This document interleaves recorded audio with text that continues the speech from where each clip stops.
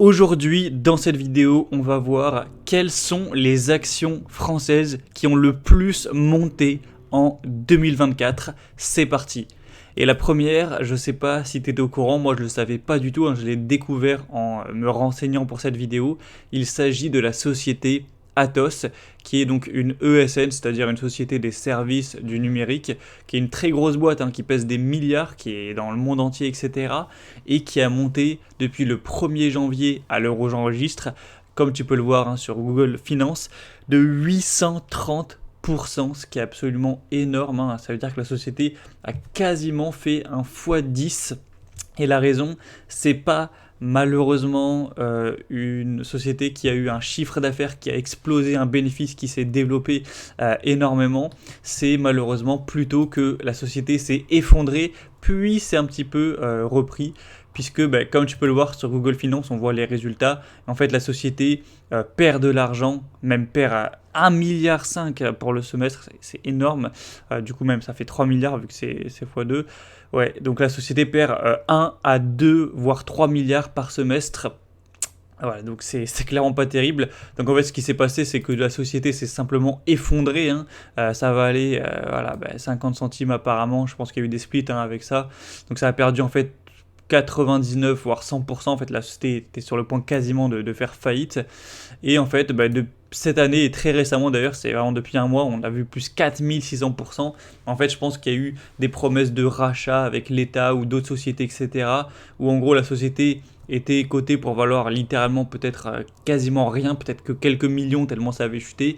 Il y a eu quelques rumeurs, ou peut-être que c'est vrai, je ne me suis pas renseigné en détail, de rachat soit par l'État, soit d'autres acteurs privés. Et du coup, la société est passée de plus que quelques millions, où ça vaut quasiment plus rien, à valoir à nouveau quelque chose.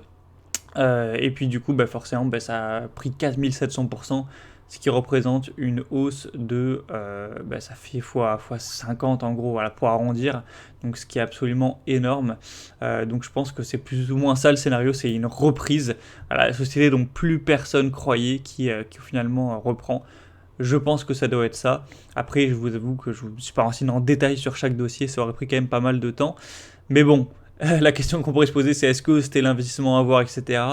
Quand on voit une société qui perd des milliards tous les trimestres, personnellement, moi, c'est pas du tout ma stratégie. Donc, bien sûr que non, je ne serai jamais à l'investir dessus. Je n'ai absolument rien à regretter. C'est un dossier quand même assez compliqué. Ça me fait penser à Orpea, ce genre de choses.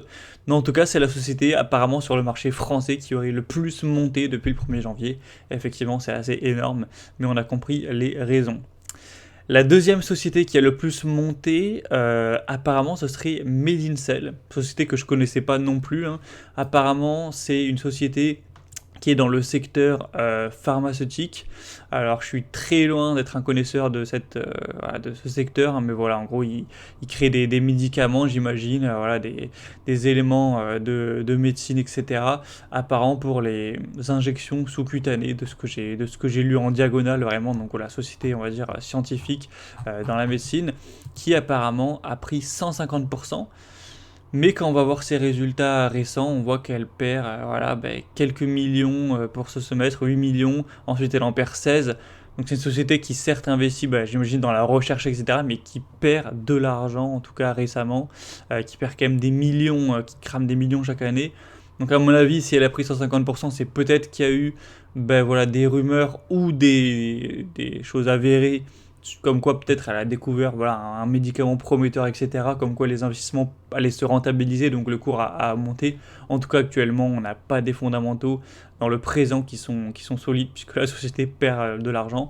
Mais du coup, forcément, si on a une reprise d'espoir dans ce genre de société, surtout que là, ça pèse pas beaucoup, ça pèse que 519 millions, en comparato, ce qui là pèse 29 milliards, donc voilà, c'est pas du tout le même ordre de grandeur. Donc là, ça peut plus facilement prendre un x2 sur une bonne nouvelle, etc. Donc bon, apparemment, deuxième société qui a le plus monté. Mais bon, encore une fois, ça aurait pas du tout un dossier qui m'aurait intéressé. Tu connais ma stratégie. Les sociétés qui perdent de l'argent à répétition, en tout cas, ça peut arriver sur un semestre, une société cyclique, etc., qui perd un petit peu d'argent, mais après ça se reprend vite. Mais là, personnellement, moi, c'est pas du tout le genre de société dans lesquelles j'aime investir. Mais en tout cas, belle performance depuis le 1er janvier. En 11 mois, c'est quand même solide. Troisième société qui a le plus monté de ce que je me suis renseigné, c'est la société Ose Immunotherapeutics. Alors je sais pas du tout si ça se prononce bien comme ça, mais du coup c'est une société qui est assez petite, hein, qui pèse même pas 200 millions à l'heure actuelle, qui aurait monté de plus de 100% depuis le 1er janvier, donc a fait un x2 là, tout simplement.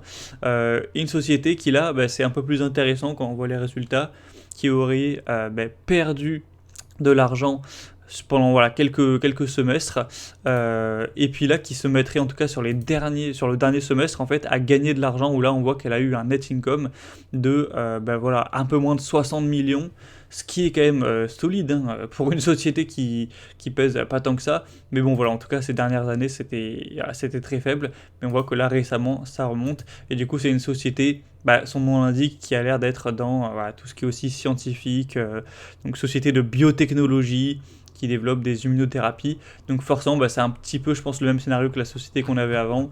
Société qui investit dans la recherche, qui perd de l'argent, mais là, on a eu un résultat positif. Donc c'est logique, le cours a explosé suite à ça. Et du coup, voilà, plus 100% en l'espace de 1 an. Donc là, ça paraît plus ou moins mérité. Ce qui est très bizarre, c'est qu'on a un PER, comme tu le vois ici, de 4. Donc bon, après moi, c'est le genre de dossier que j'aime pas, où voilà, là, ils ont gagné de l'argent. Il n'y a rien de stable, il n'y a aucun historique positif. Est-ce que le prochain semestre, ils vont à nouveau gagner de l'argent ou pas? Voilà, ça a l'air quand même plus ou moins compliqué, peut-être nettement spéculatif, ça je sais pas. Mais voilà, encore une fois, la biotechnologie, c'est pas le genre de secteur qui m'intéresse spécialement. La quatrième société qui a le plus monté, c'est MRMSA. Puis encore une société que je connaissais pas, voilà, ça c'est clair. Donc c'est une société qui détient un patrimoine composé majoritairement d'actifs de commerce répartis dans plusieurs régions de France. Donc c'est aussi une société qui est actionnaire majoritaire de la société Score. Je crois qu'on en avait parlé parce qu'elle était dans le portefeuille de Monsieur Egon, si je confonds pas les choses. Mais bon, bref. Donc une société qui je trouve que c'était pas très très clair comme explication, la société, qui détient un patrimoine d'actifs. Donc j'imagine que c'est une société qui a des parts dans plusieurs autres sociétés. Donc c'est une sorte de conglomérat, etc. Notamment, principalement dans Score, du coup, j'imagine. Mais bon, après, il faudrait se renseigner vraiment sur ce que fait la société en détail. Mais en gros, ça a l'air d'être ça. Donc c'est une société qui, je pense, a simplement reçu une OPA, parce que là, c'est quand même très bizarre d'avoir un cours qui baisse, et puis là, qui monte d'un coup et qui reste stable. Moi, en tout cas, toutes les fois où j'ai vu ça sur une société, c'était une OPA, c'est-à-dire une société qui se fait racheter, en fait. Donc une société, imaginons qu'il y a un cours qui est, qui vaut 100 millions, et bien une autre société décide de la racheter à 150 millions, donc le cours monte de 50% instantanément, et ensuite reste de manière très plate à 150 millions. Là, ça a l'air d'être ça. La société apparemment vaut que 100 millions, donc elle devait valoir 50, peut-être une proposition d'OPA à 100 millions, enfin 105 du coup, paf, ça monte de x2, du coup même plus, et après ça reste à ça. Donc voilà, j'imagine que c'est simplement ça. La société, elle donne pas trop envie, on voit qu'elle perd de l'argent, quelques millions ou quelques centaines de milliers d'euros en tout cas par semestre. Donc bon, ça a l'air compliqué. Personnellement, c'est pas le genre de dossier qui m'aurait intéressé. Mais en tout cas, pour les investisseurs qui ont perçu la hausse suite à l'OPA, et bien forcément, ça fait une belle performance quand même, presque un x2 en l'espace de 1 an du coup. Donc voilà, c'est plutôt correct. Donc bon, ok, pourquoi pas. Et la dernière société qui aurait le plus monté de ce que j'ai vu en France, bien évidemment, c'est Soc Indust Financière Artois, société, je pense, industrielle et financière Artois. Donc je connais pas du tout non plus. Je sais pas du tout ce que fait cette société. On va essayer de regarder très rapidement. Donc un acteur majeur dans les systèmes d'accès piétons et sur les projets d'intégration de systèmes de contrôle des flux passagers dans gares et aéroports. Donc c'est vraiment hyper niché. En gros, quand vous êtes dans la gare, l'aéroport, les systèmes qui contrôlent les flux passagers, etc. On voit une image ici. C'est ce que fait la société apparemment. Et aussi les systèmes d'accès piétons. Ça a le mérite d'être original. Peut-être que c'est eux qui façonnent ce genre de machines, etc. pour les passagers. Bon, c'est très niché. Au niveau un peu plus des fondamentaux, c'est une société qui a l'air pas si petite, qui pèse 2 milliards et quelques, qui a l'air d'appartenir plus ou moins au groupe Bolloré. Et une société donc qui a fait quasiment un x2 cette année. Mais ce qui est hyper étrange, c'est comme tu le vois ici que le cours est à 9500 €, ce qui veut dire que c'est quasiment impossible pour un particulier d'aller se mettre sur le dossier. Enfin, si tu es capable de mettre 9500 € dans une action, ça veut dire que tu as un portefeuille qui doit être sûrement se compter en millions, parce que ça veut dire que voilà, c'est soit tu n'as rien dans la société, soit tu as 10 000 balles direct. Même moi, ça me ferait un peu peur de devoir rentrer voilà, à coup de 10 000 balles minimum. Donc bon, c'est pas très cool pour les particuliers, mais bon, pour les fonds d'investissement qui chargent des centaines de millions, ils en ont strictement rien à faire que ça vale 10 000 € l'action, ou 1 000 € l'action, ou 3 € l'action. Hein. Et du coup, on voit que les résultats, là, pour le coup, ont l'air au moins d'être positifs. Hein. On voit le résultat de 10 millions, ensuite un semestre à 9 millions, un semestre à 10 millions. Bon, voilà, ça a l'air au moins de gagner de l'argent, ce qui est un peu la moindre des choses. Le PER, par contre, n'a aucun sens. Voilà, 128, c'est hyper bizarre, encore une fois. Donc je sais pas du tout ce qui s'est passé comme histoire, comme potentiel magouille avec cette société, mais en tout cas, elle aurait monté plus que toutes les autres sociétés françaises. Je sais plus combien il y en a, je crois qu'il y en a quand même plusieurs centaines, je crois qu'il y en a un petit peu moins de 1000 des sociétés françaises qui sont cotées en bourse, si je dis pas de conneries, je crois que c'est quelque chose comme ça. Donc voilà, c'est 5 sociétés. Pour le voir, je suis allé dans boursier.com, j'ai vu palmarès des sociétés qui ont le plus monté de la bourse. Donc voilà, toutes les sociétés françaises, donc à la bourse de Paris, depuis le 1er janvier, on voit qu'il y avait voilà, Atos, d'autres qui étaient affichés, mais qui, quand je suis allé voir sur Google Finance, avaient baissé, donc en fait, qui étaient plus dans le top 5. Donc de ce que j'ai vu, le top 5, c'est vraiment ça.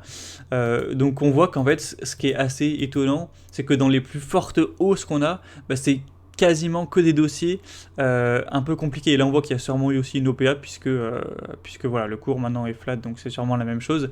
C'est-à-dire une société qui était quasiment sur la faillite et qui reprend un x10, une société qui est dans la biotechnologie, qui perd de l'argent, mais où il y a peut-être eu des rumeurs, des espoirs.